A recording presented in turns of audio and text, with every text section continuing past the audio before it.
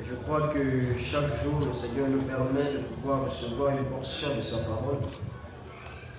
Et sans plus tarder, nous allons prendre nos Bibles dans le livre de 1 Roi, au chapitre 17. Je vais commencer à partir du verset 9 jusqu'à, on va prendre au moins jusqu'à 17. Lisons la parole de Dieu. Il est écrit ceci, je lis dans la version de M. Grel, il est écrit: lève-toi. À partir du verset 8, il dit: alors la parole de l'Éternel lui fut adressée en ces mots: lève-toi, va à Sarepta, qui appartient à Sidon, et demeure là. Voici, j'y ai ordonné à une femme veuve de te nourrir. Il se leva et il alla à Sarepta. Comme il arrivait à l'entrée de la ville, voici, il y avait là une femme veuve qui ramassait du bois. Il l'appela et dit: va me chercher, je te prie, un peu d'eau dans un vase, afin que je boive. Et elle alla en chercher, et il l'appela de nouveau et dit: apporte-moi, je te prie, un morceau de pain dans ta main. Et elle répondit: l'Éternel, ton Dieu, est vivant, je n'ai rien de cuit. Je n'ai qu'une poignée de farine dans un pot et un peu d'huile dans une cruche. Et voici, je ramasse 2 morceaux de bois, puis j'entrerai et je préparerai cela pour moi et pour mon fils. Nous mangerons, après quoi nous mourrons. Élie lui dit: ne crains point, entre, fais comme tu as dit. Seulement, prépare-moi d'abord avec cela un petit gâteau, et tu me l'apporteras. Tu en feras ensuite pour toi et pour ton fils. Car ainsi parle, ainsi l'a dit le Seigneur, ou ainsi dit le Seigneur, le Dieu d'Israël, la farine qui est dans le pot ne manquera point ni l'huile. Point, et l'huile qui est dans la cruche ne diminuera point jusqu'au jour où l'Éternel fera tomber la pluie sur la face du sol. Que le Seigneur ajoute les bénédictions à la lecture de sa parole. Amen. Je crois que ce message, je vais le donner faisant suite à les séries ou les temps d'enseignement que nous avions déjà eu sur les appelés à sortir. Et nous voyons comment le Seigneur lui-même, parce que la Bible dit que dans les derniers jours, il devrait renvoyer son esprit sur la terre afin d'appeler à lui son peuple.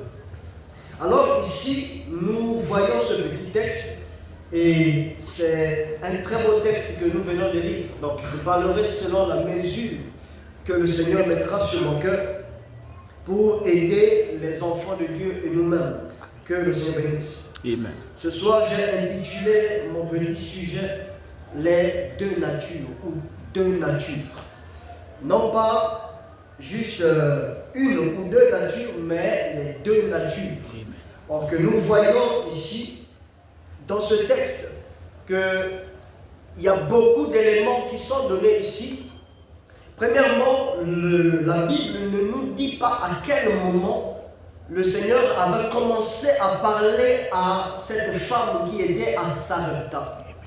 Donc, il ne décrit pas exactement ce qu'il avait dit, et nulle part il est rapporté que le Seigneur a eu à parler avec cette femme de manière physique. Mais ici, il dit à son prophète que va à Sarepta, car j'ai ordonné. Mais à quel moment l'a-t-il fait? Il ne le décrit pas dans les Écritures.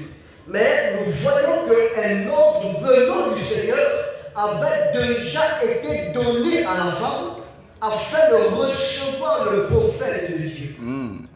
Or que nous savons que celui qui reçoit un prophète en sa qualité de prophète reçoit aussi la récompense de ce prophète.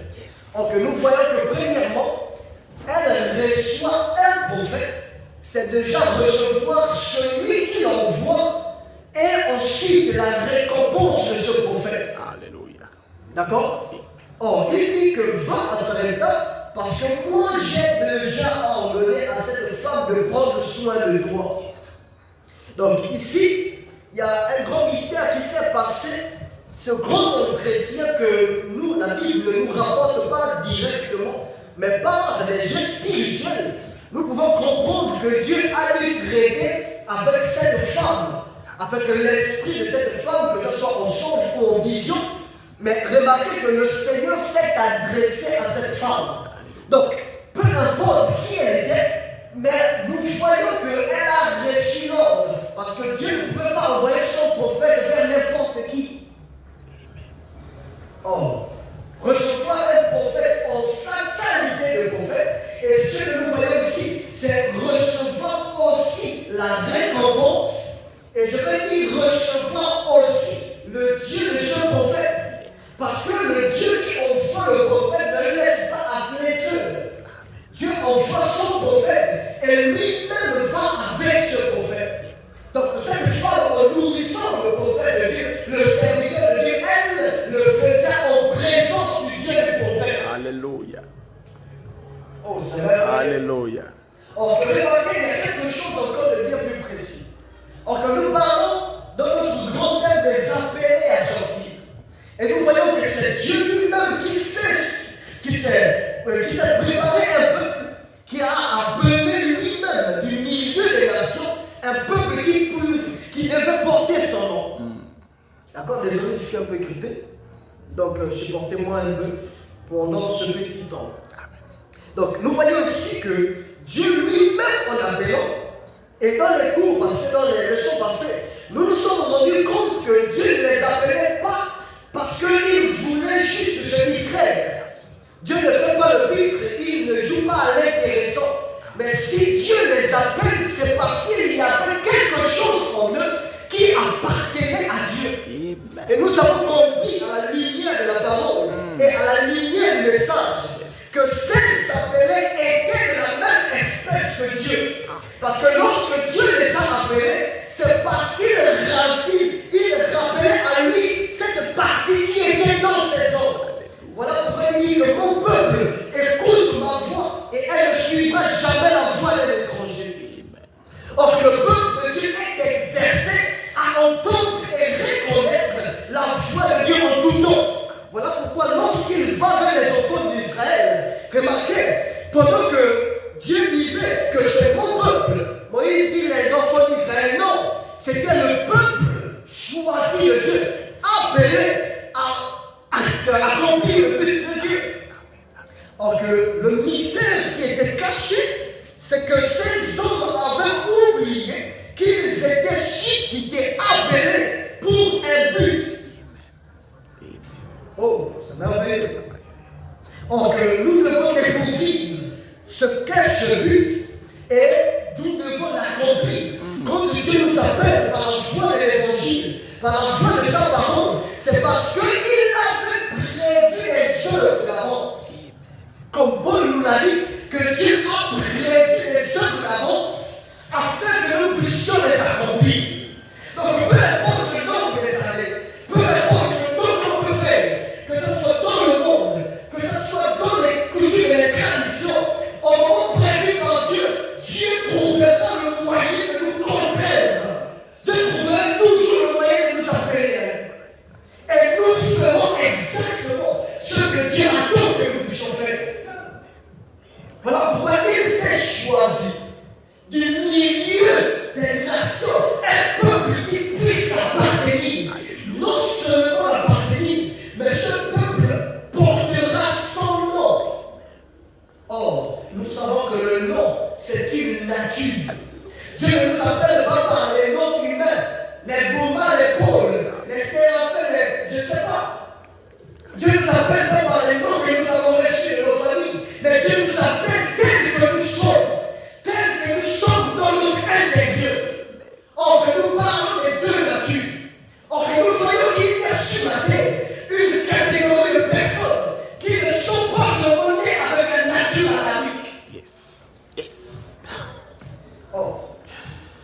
nous voulons aller progressivement, si le Seigneur le permet. Nous allons comprendre c'est quoi ces deux natures et pourquoi les fils de Dieu reconnaissent la voix de Dieu en tout lieu. Parce que cette nature est en eux, or que ces personnes sont appelées et ils portent le nom de l'Éternel. Ils doivent porter son nom. Ils doivent, parce que c'est ignoble, ça doit s'accomplir. Le but, le plan de Dieu doit s'accomplir. Or, remarquez déjà ce grand discours, cette grande conversation, comme deux personnes qui se connaissaient depuis longtemps. Or, que parfois, on écoute la parole de Dieu dans un certain sens. Mais au moment où elle frappe à notre cœur, on a l'impression d'avoir toujours eu à entendre cette voix. C'est comme si cette voix s'est toujours adressée à nous. Nous parlons de l'appel. Dieu appelle son peuple. Dieu appelle. Et ici, comme nous venons de lire, nous assistons déjà à cette grande discussion entre Élie et cette femme. Mais ici aussi, la Bible ne décrit pas à quel moment, je ne sais pas si vous avez prêté attention, il dit ceci. Je vais lire ceci. La Bible dit qu'il se lève, alors, Élie, il se leva et il alla à Sarepta. Comme il entrait dans la ville, voici il y avait une femme veuve, comme par coïncidence, qui ramassait du bois. Et il l'appela et dit, va me chercher, je te prie un peu dans un vase, afin que je boive. On ne voit comment la femme ici pouvait dire, moi je ne te connais pas. Or, comment la connexion entre les deux se sont faites. La Bible ne dit pas à quel moment ils ont fait la chose que moi je suis Élie, moi je suis veuve. Or, que sous-estimer un prophète, au milieu d'une génération, ça va les problèmes. Or, le prophète connaît exactement le plan de Dieu. Parce que la Bible nous enseigne que le prophète est l'interprète divin de la parole écrite. Or, que Dieu lui-même s'adresse à son prophète. Et il donne la ligne de conduite. Il donne la direction qu'elle doit prendre. Un prophète marche avec le plan. Un fils de Dieu marche selon la paix de Dieu. Un fils de Dieu marche selon que l'Esprit lui demande. Voilà pourquoi les fils de Dieu ne sont pas les astres errants. Mais ils sont conduits par l'Esprit de Dieu. Et le Dieu lui-même qui les envoie est avec eux. Parce qu'il décrit que dans peu de temps, je serai avec vous. Et même en vous. Parce que peu de temps, le monde ne me fera plus. Mais vous me verrez. Mais comment? Parce que je serai avec vous. Et même en vous, jusqu'à la consommation des temps. Or, regardez ce prophète. Il dit, femme, va d'abord. Va me chercher un peu d'eau. Elle dit, elle s'en alla en chercher. Et l'apporta de nouveau. Il l'appela de nouveau et dit, apporte-moi, je te prie, un peu, un morceau de pain dans ta main. Regardez la réponse de la femme. Et elle répondit au verset 12, l'Éternel, ton Dieu.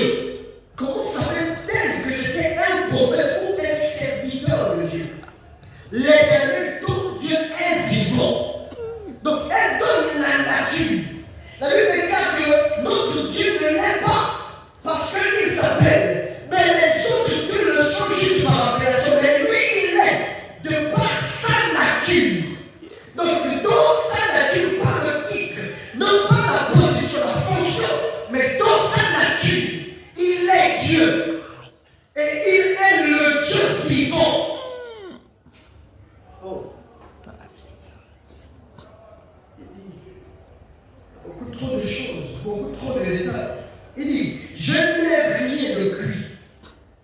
Je n'ai qu'une pincée de farine dans un pot d'huile et dans la cruche, d'huile dans une cruche. Or, remarquez, comment a-t-elle su ça? Or, que l'Éternel avait déjà dit à son prophète, va. Remarquez, la Bible déclare que deux personnes ne peuvent pas marcher ensemble s'ils ne se sont pas premièrement convenus ou accordés. Mais à quel moment ces deux personnes se sont-elles accordées? À quel moment ces deux personnes se sont-elles assises pour faire la connaissance ou, je ne sais pas, pour se fixer sur ce qui est des choses. On peut remarquer que les fils de Dieu sont conduits par l'Esprit. Et il faudrait qu'ils soient en accord pour ensuite œuvrer ensemble. Il faudrait qu'il y ait cet accord. Or qu'ils ne peuvent pas être d'accord s'il n'y a rien qui les unisse. Or que les fils de Dieu ont en commun une seule et même chose avec Dieu. C'est la nature. Donc il a fallu que cette femme et ce prophète aient la même nature pour pouvoir s'accorder. Parce que c'était un temps terrible. Une femme normale ne peut pas donner le peu qui lui reste comme subsistance à un homme qu'elle ne connaît pas en temps de sécheresse. Pour cela, il faut bien plus que la gentillesse. Amen. Il faut bien plus qu'un bon cœur. Parce qu'en temps de guerre, ce qui compte, c'est les réserves de nutrition.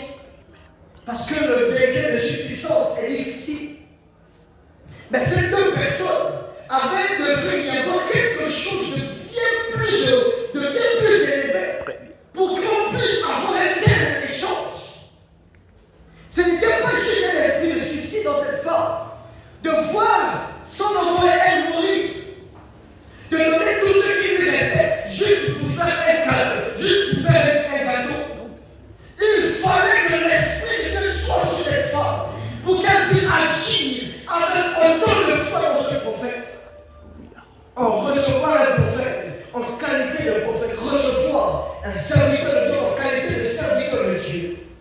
Vous devez avoir la certitude qu'il est envoyé de Dieu pour ensuite recevoir la récompense qui l'accompagne. Or que cette femme devait avoir la certitude que cet homme est un prophète de Dieu. Cette femme devait avoir, je ne sais pas, la conviction de pouvoir mettre sa vie entre les mains d'un homme qu'elle n'avait jamais connu.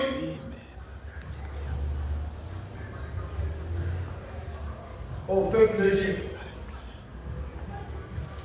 nous allons comprendre ce qui s'est passé. Ok, nous avons dit que le prophète est l'interprète divin de la parole écrite.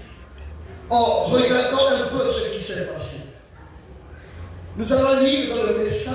Soyez certains de déboucher le 25 1er mois 1959, à partir du paragraphe électronique 30. Disons ceci, par conséquent, le communisme et tout ce qui s'ensuit conduira à gagner du terrain. Et toutes les autres alliances ne pourront jamais l'arrêter. Nous reviendrons sur ces choses.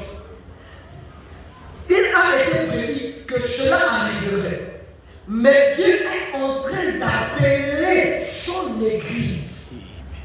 Dieu est en train de faire quelque chose. Or, remarquez que nous vivons dans un temps bien spécifique. Or, que Paul pouvait dire à l'église des Thessaloniciens que le Seigneur lui-même a un signal donné descendra du ciel. Qu'est-ce qu'il a fait? Premièrement, il devrait nous envoyer un cri de rassemblement. Or, ce cri de rassemblement, c'est un message qui prépare l'épouse. C'est un message qui premièrement est donné afin d'appeler une épouse à les rassembler. Parce qu'il y a un cri qui est donné. Or que le peuple de Dieu a oublié que nous sommes en train d'attendre le débat secret sur l'épouse de Christ. Elle vit comme s'il n'y avait pas un enlèvement qui arrive. Bon, écoutons ceci. Or, Dieu, qu'est-ce qu'il fait? Il appelle son Église. Combien c'est de petites femmes? Verset 30 dit, combien c'est de petites femmes devaient être du calibre d'Élie? Or, cette femme veuve, qui n'avait qu'un seul fils, Frère Branham nous dit ceci, que cette femme-là n'était savons que Dieu suit exactement la loi de la sémence. Nous avons compris dans le livre de Genèse 1:11 que si chaque sémence a reçu l'ordre de se reproduire exactement selon sa propre espèce, qu'en est-il de l'espèce de Dieu? Donc Dieu serait-il incapable d'amener sa propre espèce à se reproduire exactement selon la nature qui est donnée? Frère bien-aimé, la Bible déclare que la nature attend avec un ardent désir la manifestation, en d'autres mots, la production, que les hommes et les femmes nés de l'Esprit de Christ puissent eux aussi parvenir à l'image et refléter l'image de Christ. Oh. La nature, qu'est-ce qu'elle attend? Elle souffre à cause de celui qui lui a soumise. Mais elle aussi, elle espère être renouvelée, être restaurée, être ramenée à sa position originelle. Alléluia. Mais qu'est-ce qu'elle attend premièrement? Il faudrait que premièrement les fils de Dieu parviennent à la manifestation. Voilà pourquoi ce terme, la Bible déclare que le royaume des cieux approche. Mais c'est quoi ce royaume? C'est les fils et les filles de Dieu.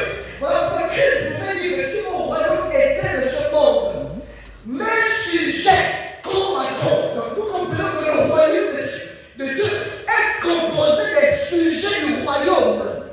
Mais qui sont-ils? Ce sont des fils et des filles semblables ou nés de la même vie, de la même naissance que Christ.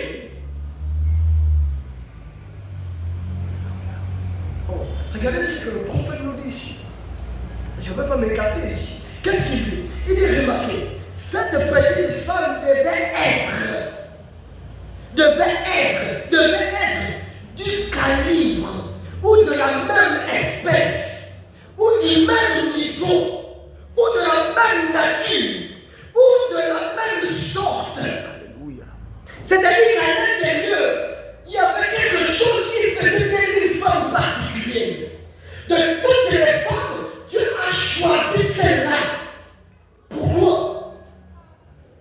Ce n'était pas un hasard.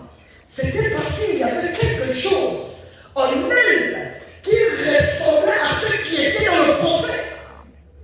Voilà pourquoi Dieu l'a envoyé vers la personne qui était de la même espèce que le prophète. Frère, madame dit que cette femme devait être du même calibre. Lorsqu'on parle de calibre, ici il est question d'un étalon de mesure. Il est question ici de quelque chose de bien plus profond. Remarquez, Dieu nous appelle tel que nous sommes, notre intérieur, ce que nous sommes. Il dit que cette femme devait être du même calibre. Or que nous connaissons les œuvres du prophète. Qu'est-ce que Élie avait fait là-bas? Nous savons exactement qu'il venait de bloquer le ciel pour qu'il ne puisse pas pleuvoir. Mais quels sont les prodiges que cette femme avait fait? Remarquez, il n'était pas question de la manifestation de la puissance. Il n'était pas question ici de la manifestation, je ne sais pas, ce qu'on appelle le dynamisme de Dieu, qui parle du grand pouvoir de guérison ou de faire des miracles, la puissance de Dieu. Mais il va bien plus loin. Or, cette femme devait posséder quelque chose. Parce qu'en recevant le prophète, il fallait qu'elle reçoive les bénéfices qui accompagnent le prophète. Pendant 3 ans et demi, elle aussi, et son fils ne manquait de rien, au même niveau, au même degré, au même rôle que le prophète de Dieu. Oh, frères et sœurs, lorsque nous recevons le message, à quelle position il nous élève? Voilà pourquoi le saint prophète de Dieu pouvait dire que je vous fais messager du même message. Vous aussi, à chaque fois que nous le répétons, en toute fidélité, nous sommes nous aussi messagers du même message. Voilà pourquoi Dieu a suscité des excellents auxiliaires et il a confié à Malachie 4 des excellents, des hommes du même calibre, des hommes de la même espèce. des hommes de la même nature. Peuple de Dieu, ne vous sous-estimez pas. Ce message a transcendé toutes les dimensions possibles. Ce message nous a amenés dans la présence de Dieu. Voilà pourquoi on a prêché celui qui est ici maintenant, celui qui dit ici la parole. C'est celui qui change nos cœurs. C'est le même Saint-Esprit.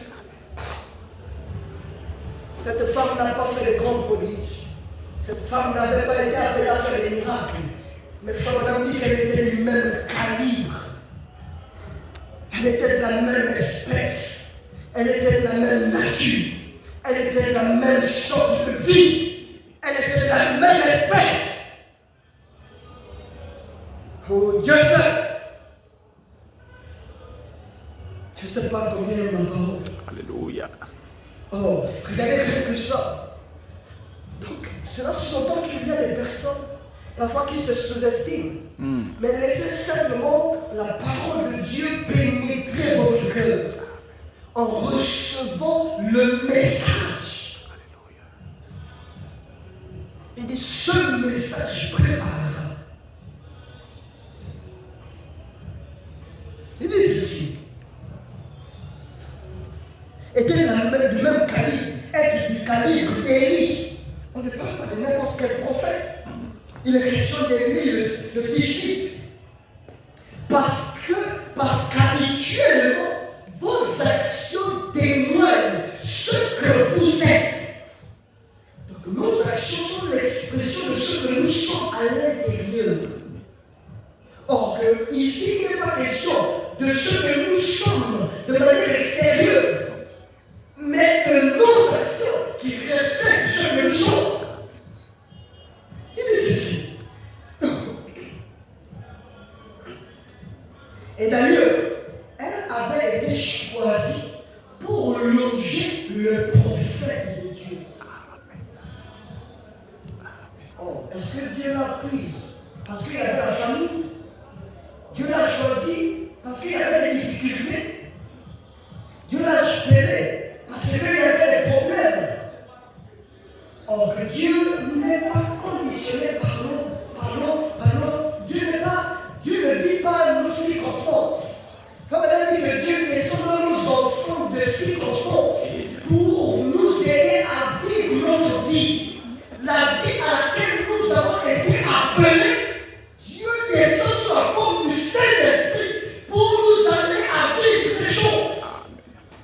Non pas la difficulté, mais la vie à laquelle nous avons été appelés.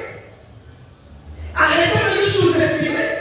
Arrêtons de regarder aux circonstances. Répondons simplement à l'appel de Dieu et laissons Dieu agir. Nous ferons combien de feuilles efficaces.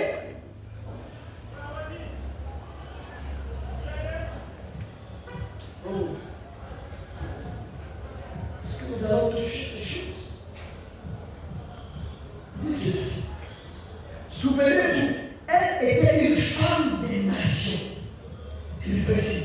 C'était une femme des nations, non pas une juive. Et non une juive. Et tout était en train de briller dans le pays. Et sans doute, cette petite femme était elle de ce calibre, une croyante. Car Dieu n'aurait pas fait appel à elle si elle n'était pas digne de loger le prophète de Dieu. Il n'aurait jamais envoyé son prophète vers une maison indigne. Ce n'était pas son choix à lui. Non. Mais le choix de Dieu. Ce n'était pas elle qui l'avait invité, mais Dieu. À quel moment cette femme avait été choisie à loger le prophète de Dieu? Je ne sais pas combien aime ça. Dieu ne l'aurait jamais envoyé vers une femme, vers une maison indigne. Ce n'était pas son choix à lui, mais le choix de Dieu. Ce n'était pas elle qui l'avait invité, mais Dieu. Oh, cela me rappelle quelque chose. Les ouvriers de la 11e heure. Oh, remarquez, il dit ceci. Il avait été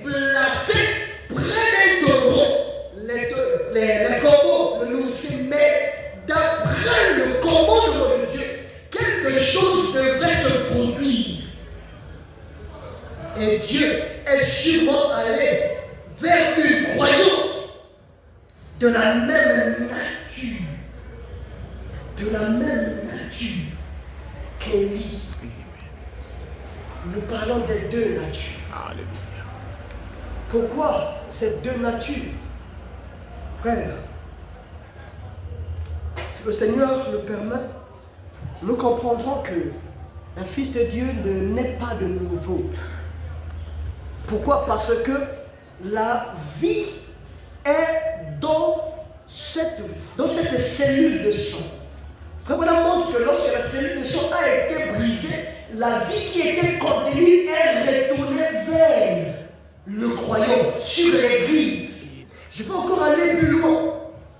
Frère, on montre que Dieu, Jésus-Christ, le Fils de Dieu, était de la même espèce que son Père.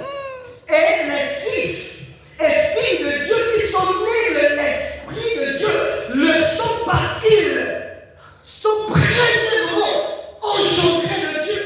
Et cet engendrement ne commence pas maintenant.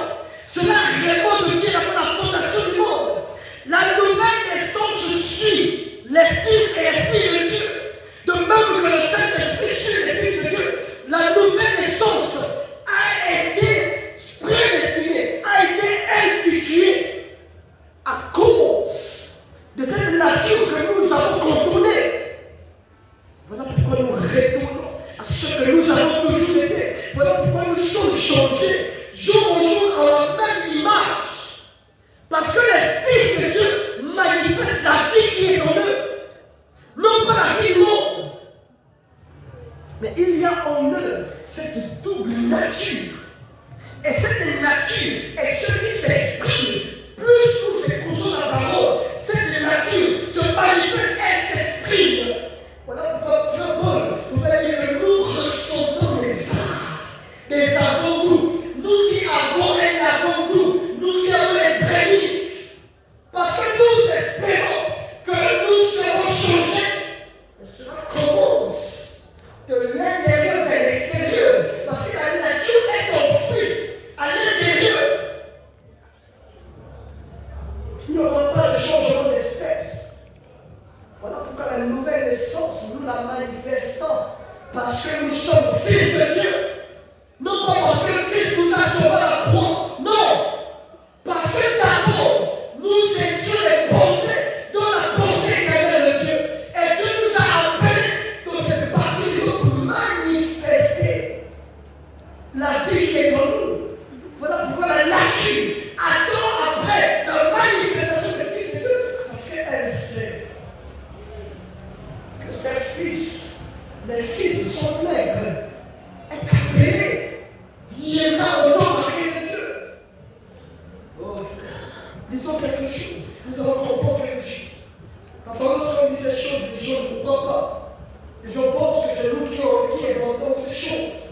Or, remarquez, je vais juste le lire si pendant que cela revient et nous verrons ce que Frère nous dit ici.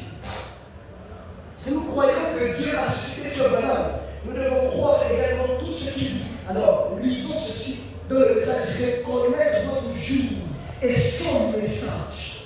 Or, il ne dit pas recevoir ou bien connaître, il dit reconnaître. Mais pourquoi il dit reconnaître?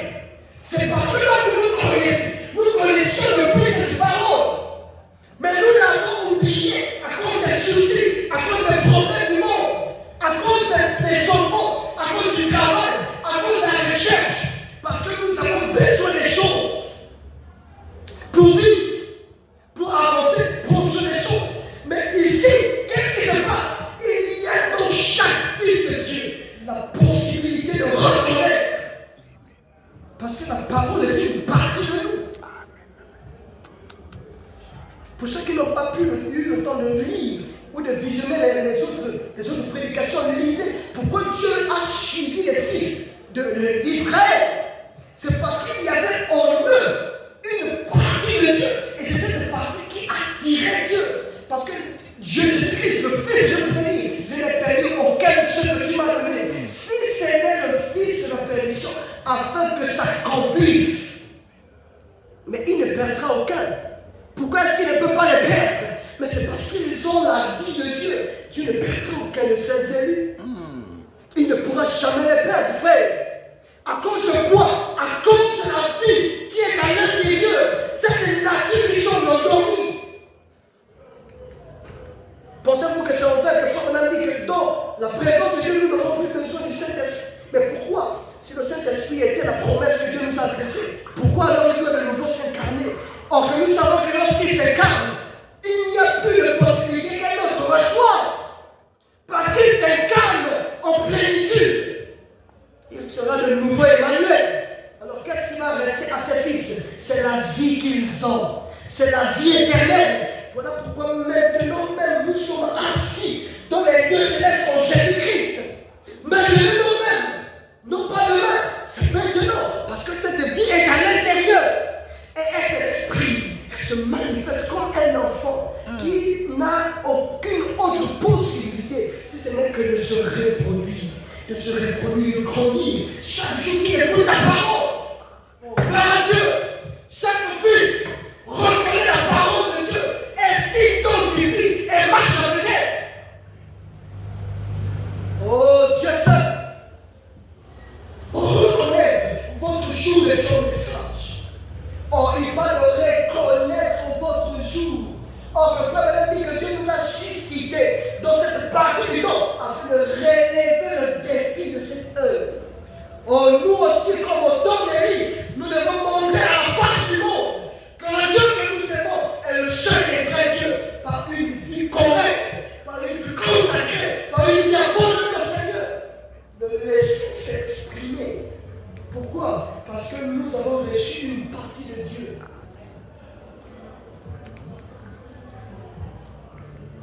Oh Dieu seul, la double nature. Reconnaître le son message.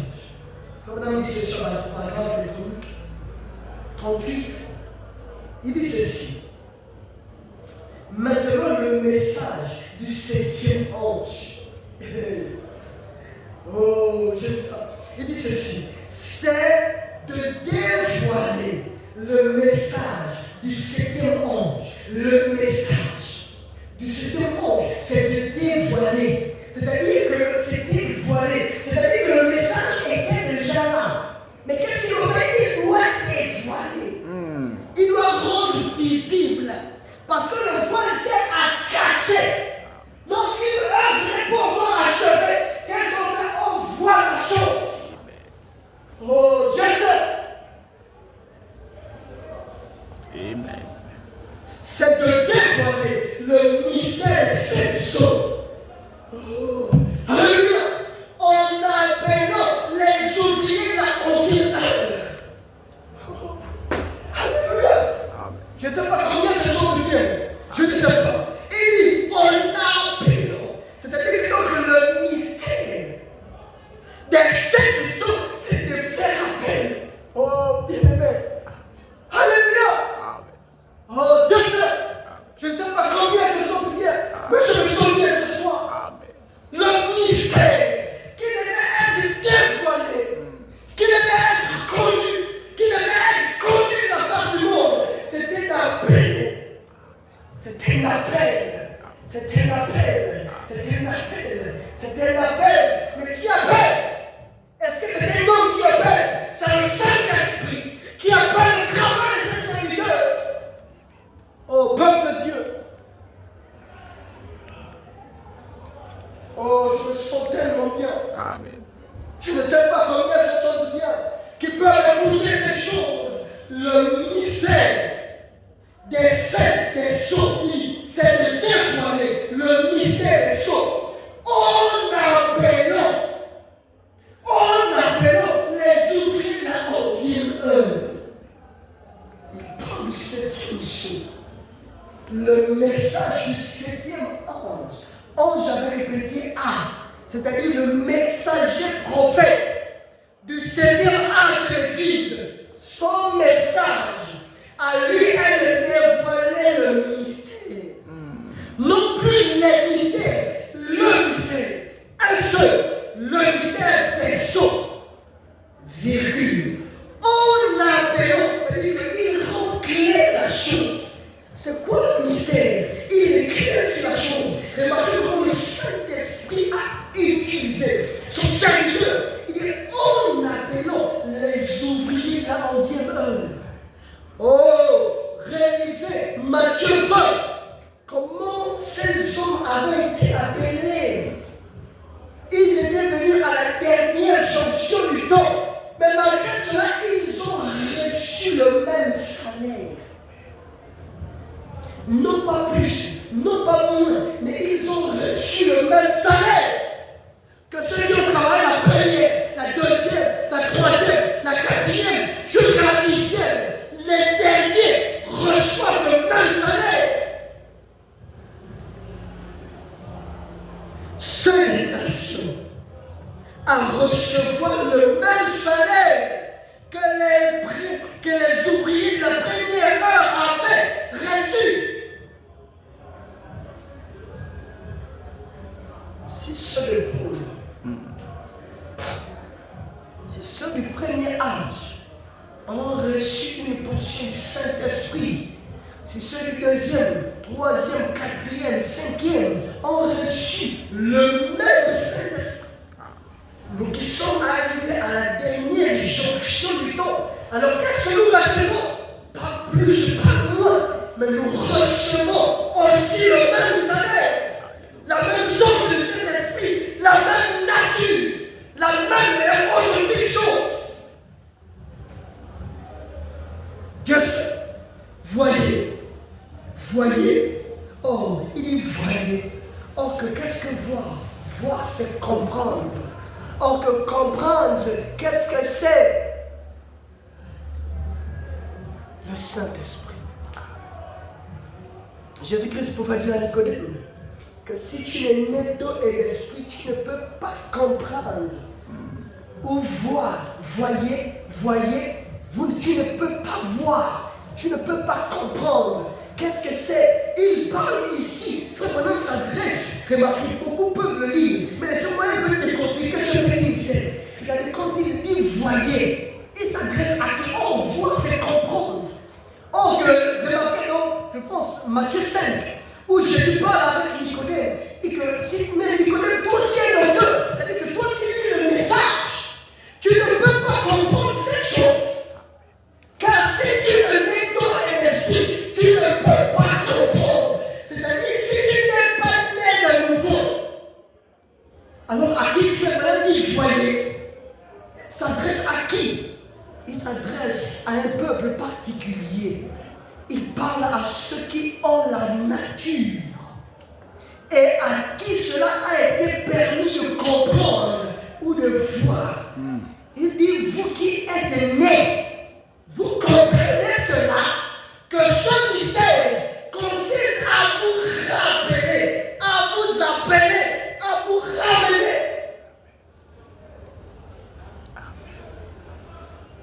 Oh, Jésus a enseigné cela. Il a dit que des gens étaient allés travailler dans la moisson. Ils avaient été embauchés. À ce moment-là, tôt, d'accord, tôt le matin, ils allaient être payés à raison d'un denier par jour. Ensuite, à midi, quelqu'un d'autre est arrivé et est allé travailler. Ensuite, à la 11e heure, ce qui est la dernière heure du jour, donc la 11e heure, est comparable au 7e âge. Les ouvriers sont comparables aux ouvriers du 7e âge, qui a pour messager prophète Saint William Branham. C'est que l'ordinaire question. Écoutez ceci. Ensuite, à la 11e heure, ce qui est la dernière heure du jour, là, quelqu'un est arrivé et il a reçu comme salaire la même chose que ceux qui avaient reçu ceux de la première heure du jour, la dernière heure, le signe. prêché le 8 février 1964, paragraphe 232.6. On dit ceci. Je suis très heureux, je suis très reconnaissant pour vous. Qui est-ce? Pour vous. Je suis très reconnaissant pour vous. Mes amis, vous êtes ces ouvriers de la 11e heure. Ceux qui autrefois étaient de l'histoire. Frère Branham, conduit par le Saint-Esprit, dit ceci, que je suis très heureux pour vous. Vous êtes ces ouvriers de la 11e heure. Vous êtes ces ouvriers de la 11e heure qui se tiennent là, qui entrent maintenant. Je suis très heureux que vous soyez venus parce que son message consistait à appeler l'appel des derniers jours, des derniers temps, de la dernière heure. Appeler. Je suis très heureux que vous soyez, que vous êtes très heureux que vous soyez venus. Chacun de vous, non pas vous, chacun de vous, souvenez-vous que c'est Dieu qui vous a dit de venir. C'est Dieu qui vous a dit de venir. C'est Dieu qui vous a dit de venir. Non pas un pasteur, non pas un apôtre, non pas votre père, non pas votre mère, non pas une église. C'est Dieu, c'est Dieu, c'est Dieu qui vous a appelé.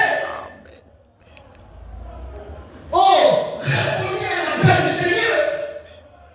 C'est Dieu qui vous a dit de venir.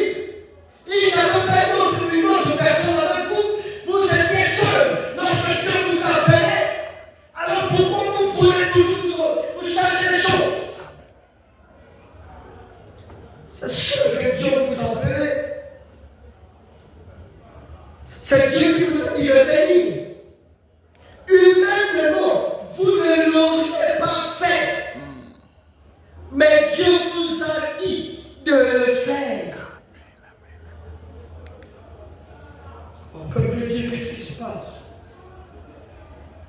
Nous parlions de comment ces choses sont en train d'avoir eu. On lit ceci, terminé. Nous pouvons mettre un point de vue. Le seul lieu d'adoration que Dieu a donné, prêché le matin du 28 11e mois 1965, paragraphe 268. Un prophète est un réflecteur. Il reflète Dieu. Combien savent cela? Le réflecteur ne se reflète pas lui-même. Le réflecteur n'est pas le reflet. D'accord? Celui qui reflète, le réflecteur, le moyen par lequel le reflet est projeté, il dit ce n'est pas le reflet. Il doit y avoir quelque chose qui frappe le réflecteur. Il doit y avoir quelque chose qui frappe le réflecteur pour qu'il produise un reflet. Ainsi, un prophète est un vase choisi par Dieu qui ne peut refléter rien du tout. Mais il est en ligne directe avec ce reflet, Dieu. Donc, c'est qui? Il est question de Dieu. Afin de refléter l'image de Christ, la parole.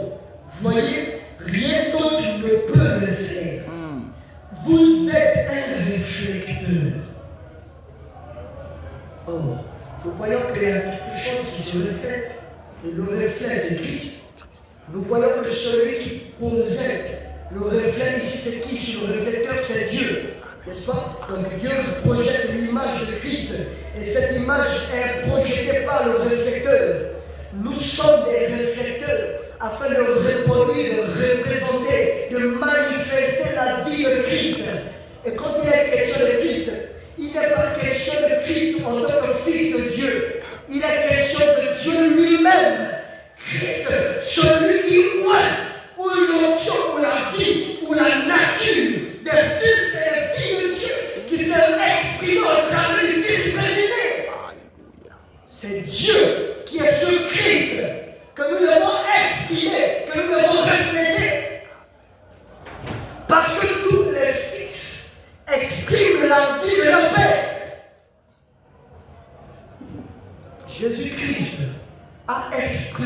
a montré comment nous devons vivre en tant que fils de Dieu. Il a montré la sorte de vie qui est en lui.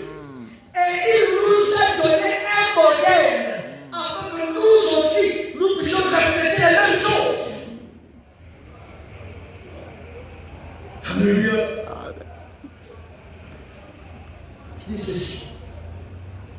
L'image de Christ, la parole. Voyez, rien d'autre ne peut le faire. Vous êtes un réflecteur. C'est la raison pour laquelle le prophète devait avaler le rouleau. Avaler le rouleau. C'est la raison pour laquelle il a dû avaler le rouleau. Il devait refléter cette parole pour ce cage. Vous avez saisi. Enfant de Dieu, fils de Dieu, vous avez saisi cela. Ne laissez pas les problèmes de la vie, vos manquements, vos iniquités, vous empêcher de croire que vous êtes fils de Dieu. Mais recherchez alors si cette double nature est en vous. Qu'est-ce qui fait que malgré vos iniquités, malgré vos péchés, malgré vos manquements, vos faiblesses, vous continuez toujours à croire, honorer la parole? Posez-vous des bonnes questions. Est-ce que Dieu ne vous a-t-il pas appelé?